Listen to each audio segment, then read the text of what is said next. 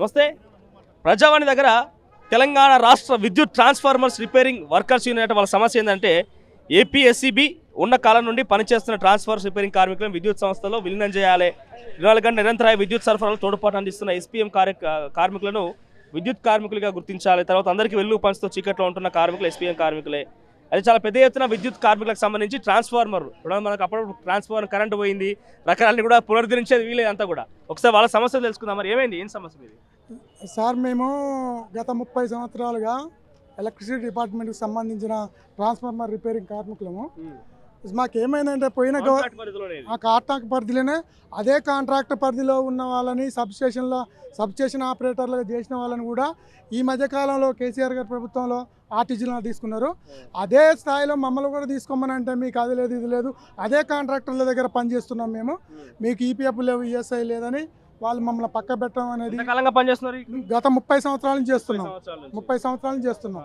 అయితే మమ్మల్ని అటు ఇటు కాకుండా చేసి వాళ్ళు మమ్మల్ని బజార్లో పడేసారు. కేసీఆర్ గారి దగ్గరికి పోయినా కూడా అపార్ట్మెంట్ ఇవ్వకుండా ప్రయత్నం చేసినాం. ప్రగతి భవన్ దాకా వచ్చినాం. 22 రోజులు సమ్మె కూడా చేసినాం. మమ్మల్ని అసలు అపార్ట్మెంట్ కూడా నోచుకోకుండా బజార్లలో వదిలిపెట్టారు.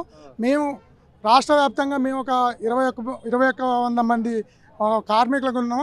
మాకు కూడా న్యాయం చేస్తారని మొత్తం రాష్ట్ర వ్యాప్తంగా ఉన్నాం. స్టేట్ వ్యాప్తంగా రాష్ట్ర వ్యాప్తంగా ఉన్నామండి. ఇప్పుడు ఒక 500 మంది వచ్చామండి. 500 రాష్ట్రం మొత్తంలో 500 మంది వచ్చాము. మాకు కూడా కాంగ్రెస్ గవర్నమెంట్ ఇప్పుడు గత కాలం ఉన్న గవర్నమెంట్లో కూడా మేము రాష్ట్రం వచ్చే కొరకు మేము కూడా పొట్లాడినాము. రోడ్ల మీద వంట వార్పు అయితేంది, వాళ్ళు ఏదైనా పిలుపునిస్తే వాళ్ళ పిలుపు కూడా మేము సమ్మెలకైనా వెళ్ళినాము. అయినా కూడా మమ్మల్ని పట్టించుకోకుండా ఉన్న అదే జాబులని గత ప్రభుత్వం ఏం చేసిందంటే కార్పొరేట్ ఆఫీసులలో ఉన్న ఏఈలుగా తీసుకున్నారు, ఎల్డీసీలుగా తీసుకున్నారు. మా జాబులని వాళ్ళకు డైవర్షన్ చేశారు. ఆ డైవర్షన్ చేసే జాబులు అవి మాకే ఇస్తే మేము ఇవాళ ఆర్టిజన్గా గుర్తిస్తే మాకు ఈపీఎఫ్ ఈఎస్ఐ ఉంటే ఆర్టిజన్ గుర్తించడానికి మాకు వచ్చేది ఏంది, మాకు కనీస వేతనం వస్తుంది. ఒక 25,000 నుంచి 30,000 వచ్చింది అనుకోండి. వాళ్ళు గవర్నమెంట్ తీసుకొని గవర్నమెంట్ షెడ్లు పెట్టి నడిపించారు అనుకోండి. ఇటు గవర్నమెంట్కు ఆదాయం అవుతుంది, ఇటు మాకు వాళ్ళు ఏది భవిష్యత్తు చూపిన వాళ్ళు అవుతారు. కాబట్టి మమ్మల్ని కూడా ఆర్టిజన్ లాగా గుర్తించాలని. ఎంత వేతనం వస్తుంది మరి మీకు? ఇప్పుడు మాకు చాలని వేతనం అండి. 8-9,000 నుంచి 10,000 వరకు వస్తుంది. అంతకంటే ఎక్కువ లేదండి. ఇప్పుడు 30 ఏళ్ల సంది కూడా అదే అండి మాకు. గతంలో 10 సంవత్సరాల ప్రయత్నం ఏమైంది మరి? 10 సంవత్సరాల ప్రయత్నం ఏమైందంటే సీఎండీలకు అనేక ఉద్యమాలు కాదు, 23 రోజులు సమ్మె చేసినాము. సమ్మె చేస్తే చర్చలకు పిలిపించిండ్రు. ఇదే సీఎండీలు పిలిపించి చర్చలు జరిపినరు. కాంట్రాక్టర్లకు లంచాలకు తిని ఉన్నారు. సీఎండీలు రిటైర్డ్ అయిన సీఎండీలు కదా, వాళ్ళ రిటైర్డ్ అయిన వాళ్ళని కాబట్టి కాంట్రాక్టర్లు లంచాలు తిని మమ్మల్ని మళ్ళీ ఏడేసిన గొంగడి అన్ని వేసినారు. అంటే ఇప్పుడు మేము నెలవారీ జీతమే, 2 నెలకోసారి ఎట్లా అంటే కాంట్రాక్టర్ని బట్టి తక్కువ జీతాలు. అది అడిగే డిమాండ్ లేదు. ఈపీఎఫ్ ఈఎస్ఐ లేదు. మినిమం బోర్డు డిమాండ్ చేసి తీసేస్తాడు. అయితే మేము ఇన్ని సంవత్సరాలు పనిచేస్తున్నాం కదా, కనీసం ఏం చేస్తున్నాడు, ఒక్కొక్క కాంట్రాక్టర్కు 4 సెట్లు 3 సెట్లు ఉన్నాయి. అయితే గవర్నమెంట్ నిబంధన కూడా ఏమి ఇస్తుందంటే ప్రతి ఒక్కరికి ఈపీఎఫ్ ఈఎస్ఐ అనేది ఇవ్వాలనేది ఒక రూల్ ఉంది. రూల్ ఇచ్చినప్పుడే కాంట్రాక్టర్ ఏం చేస్తాడంటే 4 సెట్లు తీసుకుంటాడు. 4 సెట్లు తీసుకుంటే ఒక్కొక్క సెట్ నుంచి 10 మందిని 8 మందిని తీసుకుంటాడు. అంటే 40 మంది అయితే 4 సెట్లకి వెళ్ళి 40 మంది అంటే ఆ కాంట్రాక్టర్ ఏం చేస్తాడు, ఒక్క సెట్ నుంచి 2కి మాత్రమే ఈపీఎఫ్ ఈఎస్ఐ ఇస్తాడు. మిగతా మందికి ఇవ్వడు. అంటే ఆ 8 మందిని 4 సెట్లకు తిప్పుతాడు. తిప్పి బిల్లులు చేసుకుంటాడు. బిల్లులు చేసుకొని ఏం చేస్తాడు, అటు డిపార్ట్మెంట్కి లాభం, ఇటు కాంట్రాక్టర్కి లాభం, ఆఫీసర్లకు లాభం, ఇటు కాంట్రాక్టర్ లాభం. ఎవరు నష్టపోయేదంటే మేము నష్టపోతున్నాం. పనిచేసేది మేము, కానీ తీసుకుపోయేది వాళ్ళు. ఇక్కడ ఎవరు నష్టపోతున్నారు? ఇన్ని సంవత్సరాలు పనిచేసినాం. మా కనీసం గత ప్రభుత్వం దృష్టికి 22 రోజులు సమ్మె చేసినాం. సమ్మెలో మేము పూర్తి స్థాయిలో కూడా పాల్గొన్నాం. మొత్తం రాష్ట్ర వ్యాప్తంగా బంద్ చేయడం కూడా జరిగింది. 22 రోజులు ప్రభాకర్ రావు పిలిచి ఆయన ఏం చేసిందంటే, ఆయన మీరు ఇట్లా సమ్మె చేయడం కరెక్ట్ కాదు, సీఎండి ప్రభాకర్ రావు పిలిచిండు. దానికి చర్చలకు ఎవరు సదాశివరెడ్డి గారు వచ్చారు. ఆ రోజు మాకు చర్చలకు కూడా సీఎం కార్పొరేట్ ఆఫీస్నే పిలిచి మమ్మల్ని కూర్చోబెట్టి మాట్లాడించి మీరు ఇట్లా సమ్మెకోవడం కరెక్ట్ కాదు, మీరు మాకు సంబంధం లేదు, మీరు కూలీ మనుషులు, మీతో మాకు సంబంధం లేదు, మీకు ఏమని చెప్పినట్టు మాట్లాడిండు. మేము కూలీ అన్నప్పుడు మాతో మీకు పనే లేదు, మమ్మల్ని ఎందుకు పిలిపించారని అడిగాం. ఆ రోజు మేము కూలీ అన్నప్పుడు మీరు మమ్మల్ని ఎందుకు గెలిపించారు, మాతో నీకు పని లేదు, రోడ్డు మీద కూలీ మస్తు నిలబడతారు, వాళ్ళని పిలిపించుకొచ్చుకొని పని చేయించుకోండి అని చెప్పినాం. అయితే దాంతోనే ఏం చేసిండ్రు, కాంట్రాక్టర్లకు ప్రెషర్ పెట్టి మిమ్మల్ని తీసేస్తాం, మీరు పని చేయకపోతే తీసేస్తాం అనే ఉద్దేశంతో కాంట్రాక్టర్లకు ప్రెషర్ పెట్టి ఈరోజు ఈపీఎఫ్ పిఎస్సి ఇవ్వకుండా మాతో పని చేయించుకొని మీరు పని చేస్తారా తీసేస్తామా, కాంట్రాక్టర్లు బెదిరిస్తడం కూడా స్టార్ట్ చేసిండ్రు. తీసేసిన వాళ్ళు కూడా చాలా మంది ఉన్నారు. ఈరోజు తీసేసి రోడ్డు మీద పడ్డలు మాట్లాడితే తీసేస్తారు, మాట్లాడకపోతే మరసంగా ఉంటారు. వాళ్ళకి కావాలి నిర్విరామంగా పని చేయాలి. ఇంకా పొద్దున 9 గంటలకు వస్తే సాయంత్రం 7 కావచ్చు 8 కూడా కావచ్చు, టైం పడితే పని చేస్తూనే ఉండాలి. ఏమైనా జరిగిందనుకో, ప్రమాదవశత్తు ఏమైనా జరిగిందనుకో డిపార్ట్మెంట్ నాకు తెలియదు అని చెప్పి చేతులు ఎత్తేస్తుంది, కాంట్రాక్టర్ నాకు తెలియదు అని చేతులు ఎత్తేస్తాడు. ఏదో 10-15 వేలు ఇచ్చి చేతులు ఉప్పుకుంటాడు. ఇబ్బంది పడేది ఎవరు, ఎటువంటి ఆధారాలు కాదు, అసలు ఏమీ లేవు. మాకు ఇచ్చే వాళ్ళు 10,000 జీతాలు తప్ప ఏమీ లేదు. చనిపోయిన వాళ్ళు కూడా ఉన్నారు. చనిపోయిన వాళ్ళకి ఇంతవరకు వాళ్ళ కుటుంబానికి ఏమి ఇచ్చింది కూడా లేదు. ఆరోగ్య బీమాలు ఏసలేదు, ఏం లేదు. కాంట్రాక్ట్ కూడా మాకు డబ్బులు ఇవ్వలేదు. చనిపోవడానికి ఏమైనా జరిగితే మేమే చందాలు వేసుకొని 1,50,000 రూపాయలు ఒక కార్మికునికి ఇవ్వడం జరుగుతుంది. ఇప్పుడు మేము ఒక యూనియన్ గా ఏర్పడి ఇప్పుడు ఇంతమంది పని చేస్తుంటారు కదా, సరే ఏఈలు ఉండొచ్చు, ఏడీలు ఉండొచ్చు, లైన్ మెన్లు ఉండొచ్చు, మేము చేసే వరకు వాళ్ళకి రాదు. మేమంటూ ఈ సమ్యకి ఇట్లా ఏమైనా దిగి చేసినామనుకో రైతులకు కాపాడుతున్నాం కాబట్టి సమ్యకి దిగితే ఏ డిపార్ట్మెంట్లో ఇప్పుడున్న వ్యక్తులు ఎవరు రాదు, వర్క్ రాదు. మాతోటే వర్క్ చేయించుకోలే. ఇప్పుడున్న లైన్ వర్క్స్ ఇప్పుడున్న 24,000 మందిని చేసిన చూడు, అంటే ఇది ఒక గడియారం టైప్లో అందరికీ అందరం ఎవరిపైన ఒకరు ఆధారపడాల్సిందే. కానీ వాళ్ళ పని మేము చేయము, మా పని మాత్రం వాళ్ళు చేయలేరు. అలాంటిది మమ్మల్ని చాలా ఇన్ని సంవత్సరాల నుండి చేస్తున్నామే. రిపేరింగ్ ట్రాన్స్ఫార్మర్ ఉంటేనే ప్రతి ఒక్కరికి, రైతుకైనా సరే బీమా కానీ హాస్పిటల్ సౌకర్యం ఏది జూన్ 28 నాడు ఆర్ట్స్లోకి వచ్చేది. నాకు ఎలాంటి రూపాయి దుడ్లు రాలేదు. 15,000 రూపాయలు ఇచ్చింది మా కాంట్రాక్టర్ నాకు.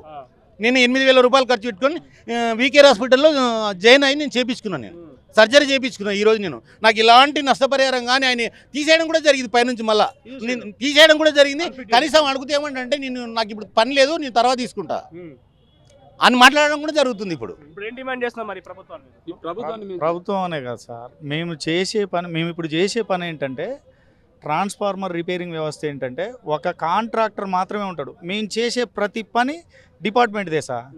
ట్రాన్స్ఫార్మర్ డిపార్ట్మెంట్దే, ఏఈ చెప్తే చేయాలి, లైన్మెన్ చెప్తే చేయాలి, ఏడీ చెప్తే చేయాలి. ఒక్క జీతం మాత్రమే కాంట్రాక్టర్ ఇస్తాడు. మమ్మల్ని కరెంటు కార్మికులు గుర్తించమంటే గతంలో సమ్మె టైంలో అట్లా చేసిర్రు. మేము కోరుకునేది ఒకటే సార్, గతంలో 23,667 మందిని టీఆర్ఎస్ ప్రభుత్వం ఆర్టిజన్లుగా గుర్తించిందో మమ్మల్ని కూడా ఆర్టిజన్లుగా గుర్తించమంటున్నాం. అప్పుడు సబ్స్టేషన్లో పనిచేసిన వాళ్ళు ఆర్టిజన్లు గుర్తించి మా దాంట్లో కూడా గుర్తించింది సార్. ఏపీఎస్సీబీ ఉన్న కాలంలో ట్రాన్స్ఫార్మర్ రిపేరింగ్ కార్మికులుగా పనిచేసే వాళ్ళని విద్యుత్ సంస్థలో విలీనం చేసిర్రు. పిఎఫ్ఈఎస్ఐతో సంబంధం లేకుండా గత ప్రభుత్వాలు ఉమ్మడి ఏపీ గవర్నమెంట్ ఉంది కదా సార్, ఉమ్మడి గవర్నమెంట్ ప్రభుత్వంలో, ఉమ్మడి ఆంధ్రప్రదేశ్ ప్రభుత్వంలో పిఎఫ్ఈఎస్ఐతో సంబంధం లేకుండా ట్రాన్స్ఫార్మర్ రిపేరింగ్ కార్మికులను విలీనం చేసుకున్నది కాంగ్రెస్ గవర్నమెంట్. ఈ టీఆర్ఎస్ ప్రభుత్వం వచ్చిన తర్వాత పిఎఫ్ఈఎస్ఐ ఏదైనా చిన్న సాకు చూపి మమ్మల్ని ఈ సంస్థకు మీరు మీ గతంలో ఉండేనా, గత ప్రభుత్వంలో ఉన్నప్పుడు ఉండేనా? ఖచ్చితంగా అప్పుడు లేకున్నా వాళ్ళు మా కార్మికులను విలీనం చేసుకోరు సార్. ఈ ప్రభుత్వం ఎందుకు మమ్మల్ని పక్కన పెట్టిందో, మమ్మల్ని ఎంత మోసం చేసిందంటే మా కడుపు కొట్టింది సార్. ప్రతి ఒక్కరికి 10 సంవత్సరాల విద్యుత్ శాఖ మంత్రి జగదీష్ రెడ్డి కలవలే, ఎప్పుడు మాకు అపాయింట్మెంట్ ఇవ్వలేదు సార్. 22 రోజులు సమ్మేసిన అపాయింట్మెంట్ దొరకలేదు మాకు. మాట్లాడలేకపోవడం కాదు, నువ్వు ఎక్కువ చేసినావు అనుకో తొక్కి పట్టి నారాధిస్తాం అని బెదిరింపులు కూడా వచ్చినాయి. దాంతో మరసంగా అయినరు. కాంట్రాక్టర్లు చెప్పి తీసేపించిన వాళ్ళు కూడా ఉన్నారు. అట్లా ఇబ్బంది పడుతున్న వాళ్ళు కూడా ఉన్నారు. ఇప్పటికి కూడా ఇప్పటి కార్మికులు చేయడం బయట ఉట్టిగా ఏం తెలియదు. ఎమ్మెల్యేల దగ్గరికి ఎప్పుడు సంప్రదించలేదు, ఎందుకంటే పెద్ద సమస్య అంటున్నారు. 10 సంవత్సరాలు నేను వనపర్తిలో మా మినిస్టర్ వ్యవసాయ శాఖ మంత్రి నిరంజన్ రెడ్డి అతని దగ్గరికి వెళ్తే అతను తెలంగాణ రాకముందు మాత్రం తీసుకొచ్చిండు మమ్మల్ని, మీరు రాండి మీకు అన్ని చేస్తాడు, కేసీఆర్ దగ్గర తీసుకొచ్చి కల్పించిండు. తర్వాత మేము పోయి నెక్స్ట్ సార్ ఇది అయింది అంటే మీకు ఎందుకు, మీరు ఎలాంటి సంబంధం లేదని బయటికి నూకేసి కనబడి అసలు కేసీఆర్ ఎక్కడన్నా, కేసీఆర్ ఎక్కడ ఉన్నాడు, బయటకు వెళ్ళలేదండి. ఈ ప్రగతి భవనే కేసీఆర్ ప్రతిభవనం. ఆ కంచెలు మొత్తం తొలగించిన తర్వాత ఇప్పుడు మా కాంగ్రెస్ గవర్నమెంట్ మీద పూర్తి విశ్వాసం ఉంది. వాళ్ళు చేస్తారన్న నమ్మకంతో మేము ఇక్కడికి వచ్చాం.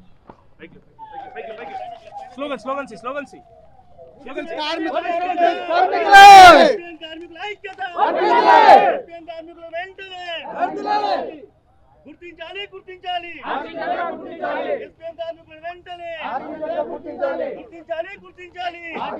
గుర్తించాలి. ఇప్పుడు విద్యుత్ శాఖకు సంబంధించి బట్టి విక్రమార్క దగ్గర ఉంది కదా, మరి ఏం చెప్తారు? కలిసి ఇప్పుడు ఇందాకనే కలిసి వచ్చినాం సార్, కలిసి ఇచ్చిన లెటర్ ఇచ్చి వచ్చినాం. సార్ ఏమన్నాడంటే దాన్ని లెటర్ తీసుకొని మీరు సంస్థల ఇది ఏ వర్క్ చేస్తారంటే ఇట్లా ట్రాన్స్ఫార్మర్ రిపేర్ చేస్తాం సార్, రైతులకు 24 గంటలు విద్యుత్ ఇచ్చేది ఇది మేము ఇస్తున్నాం. దీనిపైన మళ్ళీ ఇంతకుముందు 24,000 మందిని చేసిండ్రు కదా, దాంట్లో కూడా మా బయోడేటాలు సేకరించిండ్రు. కానీ మమ్మల్ని ఈపీఎఫ్ ఈఎస్ఐ లేదని ఒక సాక్ తోటి మమ్మల్ని బయట పెట్టిందని చెప్పిన దానిపైన ఒకటి చూసి సరే ఇది సీఎం దృష్టికి నేను తీసుకెళ్తాను, నేను కూడా దీనిపైన తీసుకుంటా అని హామీ ఇచ్చినా చేయగలుగుతామంటే మళ్ళీ ఇప్పుడు నేను చూస్తున్న దీన్ని ఏంది లోతు ఉపాధులు ఏందో చూడాలి కదా, మీరు ఎన్ని సంవత్సరాలు చేస్తున్నారు ఏం కదా, నేను మొత్తం దాని గురించి మాట్లాడతా. కలిసి వచ్చి డైరెక్ట్ మీరు కలెక్టర్ కాదు కలిసి ఇప్పుడున్న సార్ బట్టి విక్రమార్క సార్కు అసలు మేము ఎవరో తెలియదు. అసలు వాళ్ళు ఏమనుకుంటున్నారు అంటే మేము కూడా గవర్నమెంట్ ఎంప్లాయీస్ అనుకుంటున్నాం. అపాయింట్మెంట్ తీసుకున్నారా?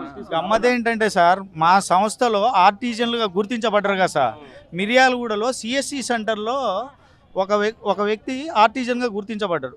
అంటే వీళ్ళలో వాళ్ళు ఏమన్నారంటే మీకు ఎక్కడ డ్యూటీ వచ్చిందని మమ్మల్ని అడిగారు. అంటే ఈ సంస్థలో పనిచేసే వాళ్ళకు కూడా మేము ఆర్టిజన్గా గుర్తించబడలేదనే విషయం తెలీదు. అంత దారుణమైన స్థితికి దిగజారబడ్డాం మేము. అపాయింట్మెంట్ ఇచ్చిన అడిగిన వెంటనే అపాయింట్మెంట్ ఇచ్చిండా?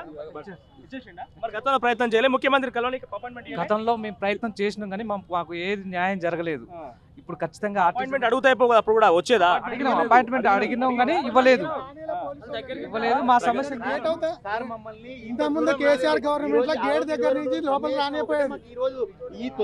ఇక్కడికి రానిచ్చిన ఒకటే ఈరోజు అంటే గవర్నమెంట్ కు మా గోడు చెప్పుకోవడానికి అవకాశం కల్పించింది ఈ రోజు. కానీ ఆ రోజు ఏం తెలుసా, ఆ అవకాశం కూడా లేకుండా చేసి 22 రోజులు సమ్మె చేస్తే కూడా ఒక్క పేపర్లో కూడా రాలేదు. అంటే ఓన్లీ డిస్ట్రిక్ట్ పేపర్లో తప్ప మెయిన్ పేపర్లో ఎక్కడ రాలేదు. మళ్ళీ అదే సమ్మె కాలప్ చేసిన రోజు దానికి ఎవరు వచ్చింది అక్కడికి, మన రాంబాబు యాదవ్ గారు వచ్చి మమ్మల్ని అడుక్కొని, ఎవరో తెలియదు, టీఆర్ఎస్ ప్రతినిధి వచ్చి మమ్మల్ని బుజ్జగించి మా అధ్యక్షుని ఒక ఆయనను బుజ్జగించి లాలించి దాన్ని కాళ్ళ చేసి పడేసిండు. ఆ రోజు డిమాండ్ చేస్తాం ప్రధానంగా మీరు? మరి మేము ప్రధానంగా డిమాండ్ ఏం లేదు, మాకు ఒకటే ఆర్టిజన్గా గుర్తించాలి ప్రభుత్వం దృష్టికి. మేము కూడా ఇప్పుడు